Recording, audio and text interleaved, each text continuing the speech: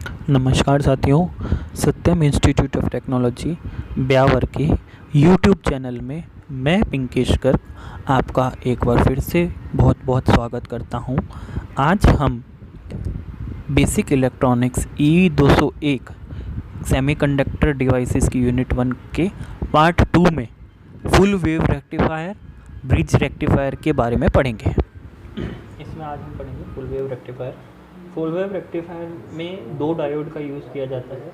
जो अपन ने half wave rectifier करा था पार्ट 1 में, उसमें सिर्फ एक डायोड यूज़ में होता है। यहाँ सर्किट में दो डायोड का उपयोग किया जाता है, जो कि पॉजिटिव और नेगेटिव हाफ साइकिल दोनों में कंडक्ट करते हैं। इस प्रकार इनपुट एसी सिग्नल की दोनों हाफ साइकिल, एसी जो सिग्नल होता है कल अपन ने करा था, पॉजिटिव हाफ साइकिल और नेगेटिव हाफ साइकिल। जो हाफ वेव रेक्टिफायर होता है वो सिर्फ एक हाफ साइकिल में वर्क करता है, जबकि फुल वेव जो रेक्टिफायर है पॉजिटिव हाफ साइकिल में भी वर्क करेगा और नेगेटिव हाफ साइकिल में भी वर्क करेगा। तो ये उसका सर्किट ये कुछ इस तरीके से है। यहाँ अपन जो है वो ये जो ट्रांसफार्मर है वो transformer centre taped transformer use में करते हैं, जिसकी सेकेंडरी जो वाइंडिंग होती है, ये जो सेकेंडरी वाइंडिंग है, इस सेकेंडरी वाइंडिंग को ये सेंटर टेप्ड किया हुआ होता है, इसीलिए इसको सेंटर टेप ट्रांसफार्मर यूज बोलते हैं। इसमें होता क्या है, बाकी जो है वो सब हाफ वेव रेक्टिफायर की तरह ही है। एसी सिग्नल इनपुट सिग्नल है, ट्रांसफार्मर है। इसकी जो सेकेंडरी वाइंडिंग का ए पॉइंट है उसको अपन डायोड D1 से, और जो बी पॉइंट है उसको डायोड D2 से कनेक्ट कर देते हैं, और जो लोड रेजिस्टेंस RL है वो सेम एज इट इज है। तो जैसे ये मैंने बताया, इसमें सेंटर टेप ट्रांसफार्मर का उपयोग किया जाता है और सेकेंडरी वाइंडिंग को सेंटर टेप करते हैं। जो इनपुट एसी सिग्नल के फर्स्ट हाफ साइकिल मतलब पॉजिटिव जो हाफ साइकिल होती है, उसके ड्यूरेशन में पॉइंट ए, ये जो पॉइंट ए है, ये पॉइंट ए पॉजिटिव रहेगा, और डायोड D1, ये डायोड D1 जो है वो फॉरवर्ड बायस की तरह वर्क करेगा। और सेकेंड हाफ में नेगेटिव हाफ साइकिल में डायोड D2, ये पॉइंट बी जो है वो पॉजिटिव रहेगा, और डायोड D2 जो है वो फॉरवर्ड बायस में वर्क करेगा। अब एक डायोड D1 जब फॉरवर्ड बायस में वर्क करता है तब डायोड D2 ओपन रहता है, और डायोड D2 जब फॉरवर्ड बायस में वर्क करता है तब डायोड D1 जो है वो ओपन सर्किट में रहता है। इस वजह से डायोड D2 फॉरवर्ड बायस हो जाता है एवं कंडक्शन स्टार्ट हो जाता है, एवं ID2 करंट RL से फ्लो करती है।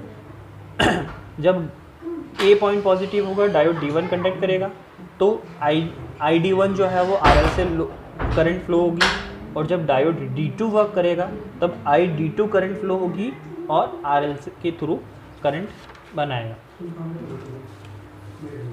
इनपुट सिग्नल की दोनों हाफ साइकिल रेक्टिफाइड होती है, अतः इसका नाम फुल वेव रेक्टिफायर होता है।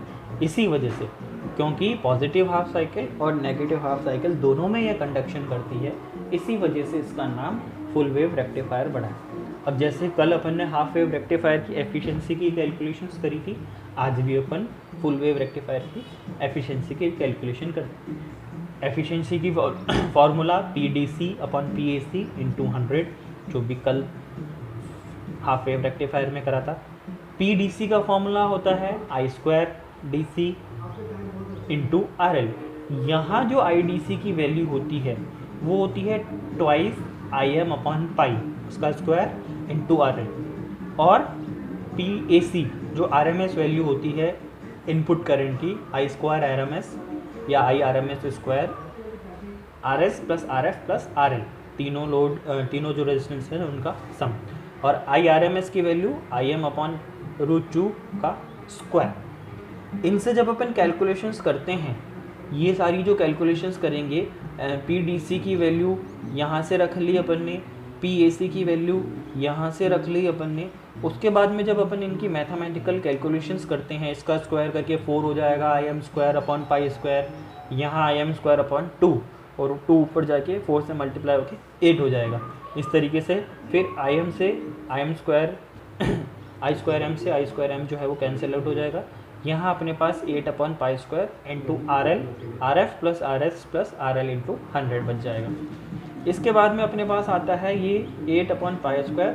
यहाँ कल जैसे RL कॉमन लेके उसको कट करा था, सेम कंडीशन यहाँ पे भी अपन ने करी है।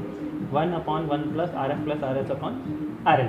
ये जो वैल्यू होती है ये 1 से बहुत छोटी होती है, इसलिए अपन इसको नेग्लिजिबल मानते हैं, नेग्लिजिबल मान लेते हैं। तो बिल्कुल हटा देंगे इस टर्म को। अपने पास क्या बच गया, 8/π² इंटू 100। 8/π² इंटू 100, 8 की वैल्यू पाई की वैल्यू अपन रखेंगे 3.14 का स्क्वायर। उससे कैलकुलेशन करने पर आपकी नीटा एफिशिएंसी जो है वो आती है 81.2%, जो कि हाफ वेव रेक्टिफायर से तकरीबन डबल है।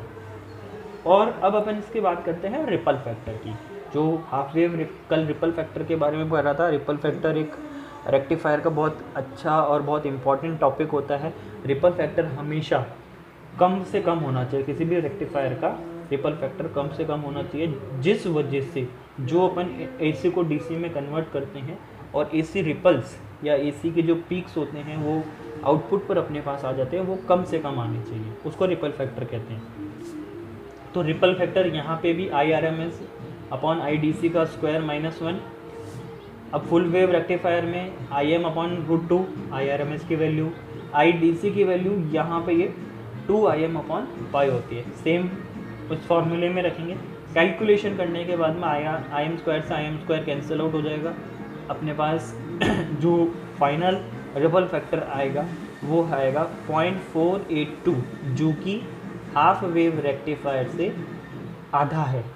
1.21 था हाफ वेव रेक्टिफायर में, यहाँ ये है 0.482, बहुत कम है, आधे से भी कम है। अब इस फुल वेव रेक्टिफायर के एडवांटेजेस क्या होते हैं? सबसे पहली बात तो इसकी एफिशिएंसी 81.2% है।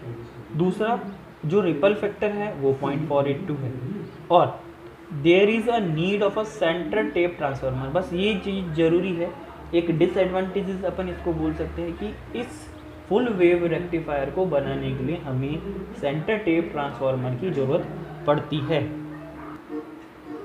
इसी का नेक्स्ट टॉपिक है ब्रिज रेक्टिफायर।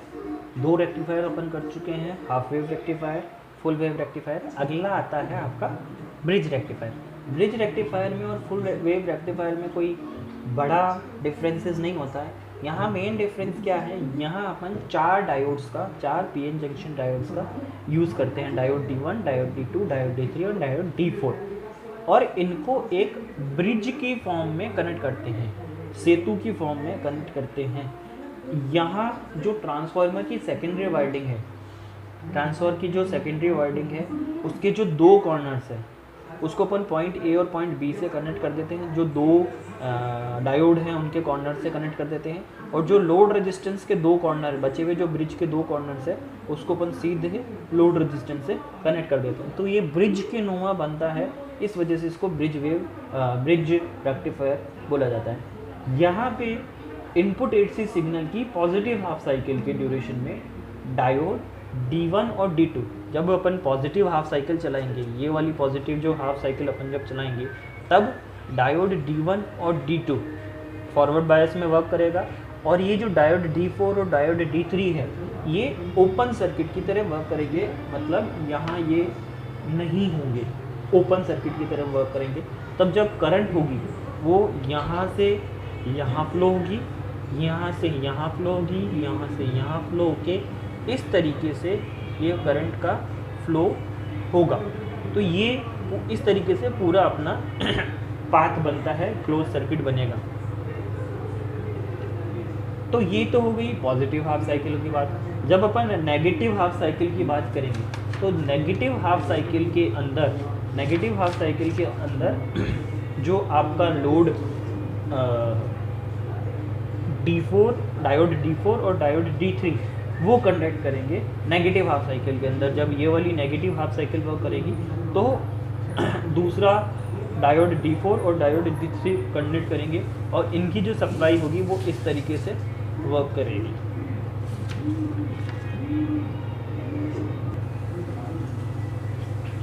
तो इस ड्यूरेशन में फ्लो होने वाली करंट D4 और D3 की वजह से होती है। यह पॉइंट B से होता हुआ D3, D4 RL के थ्रू पॉइंट A पर आ जाता है। तो ये जो पॉइंट A है, पहले पॉइंट A से B होता हुआ नेगेटिव हाफ साइकिल में सेकेंडरी वाइंडिंग में कनेक्ट होता है, फिर बी से होता हुआ ए में कनेक्ट होता है। तो इस तरीके से पूरी पॉजिटिव हाफ साइकिल और नेगेटिव हाफ साइकिल दोनों में कंडक्शन हो जाता है। अब फिर इसके एडवांटेजेस की अगर अपन बात करें तो सबसे बड़ा एडवांटेज इस ब्रिज वेव रेक्टिफायर का या ब्रिज रेक्टिफायर का सिंपल सा है कि इसमें सेंटर टेप ट्रांसफार्मर की ज़रूरत नहीं पड़ती है और ये ज़्यादा कॉस्टियर भी नहीं होता, ज़्यादा महंगा भी नहीं होता।